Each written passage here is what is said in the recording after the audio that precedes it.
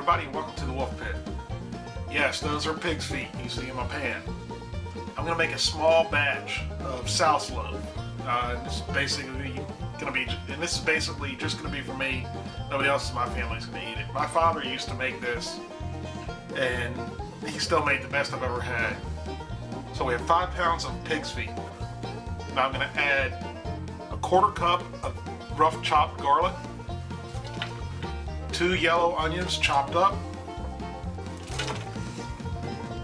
Alright, now we're going to add 5 pounds of pork neck bone.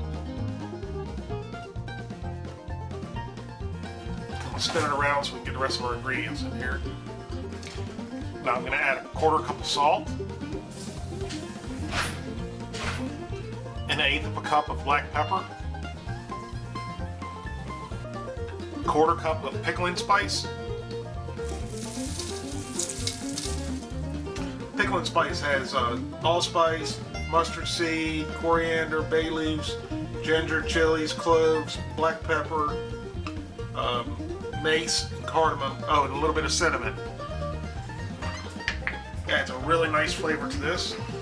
And you can put that in a cheesecloth if you want, but after it cooks for the many hours it's going to cook, everything in it will be soft enough to eat if you want.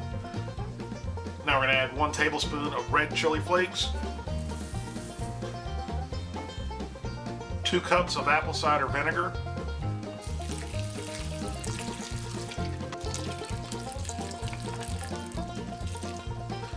and now we're going to top the rest of that off with water.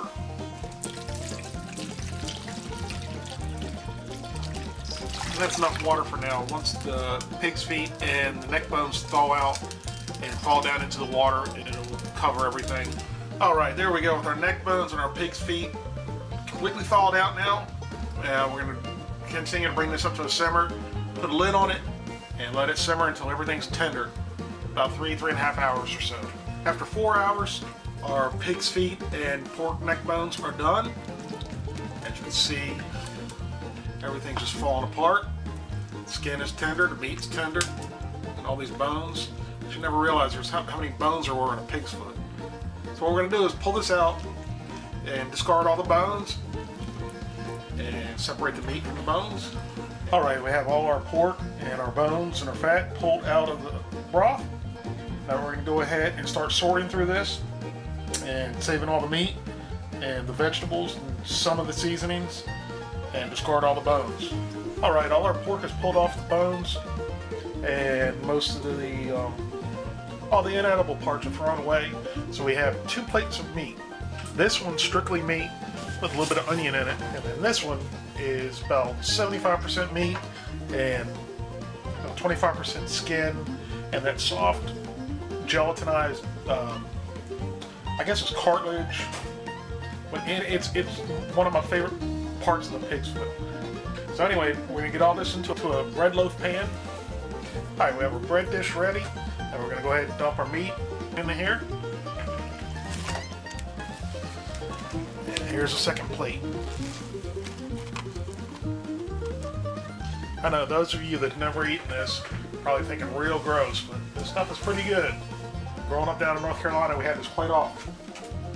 Now, even though there's vinegar in the braising liquid, I'm going to go ahead and add probably a 1/4 cup more of apple cider vinegar. I just love vinegar, and I think this is one of the dishes where it really stands out. So just about a 1/4 cup, just drizzled throughout this. You don't want to use too much or it will not gelatinize.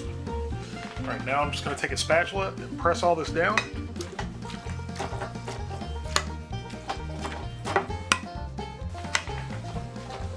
Alright, now we're going to take the liquid that we boiled our pig's feet and neck bones in, and all we want to do is just cover this, just barely to the top. And what this is going to do as it refrigerates is it's going to gel up and solidify. Alright, we're going to let this sit out and cool off completely, and then we're going to set it in the fridge overnight. Alright, our Souse Loaf is done. It's sat in the fridge overnight. We're going to go ahead and slice into this and give it a taste and see how it turned out. Alright, there's a sliced piece of our Souse Loaf, and traditionally this is served on saltine crackers.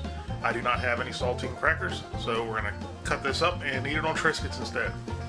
Alright, so here goes. I'm going to make one for me.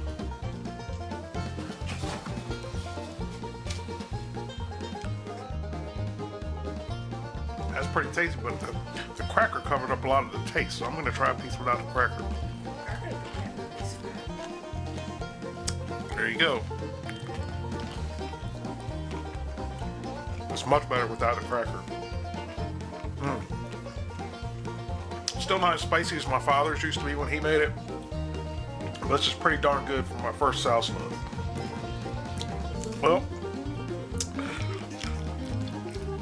if you haven't tried this, guys, it's definitely worth a try at least once in your life. It's not something you're going to sit around and eat all day, or you may not even like it, but at least give it a try. It's good stuff. It's rich. It's good snack food. Thank you guys very much for watching, and we'll see you next time.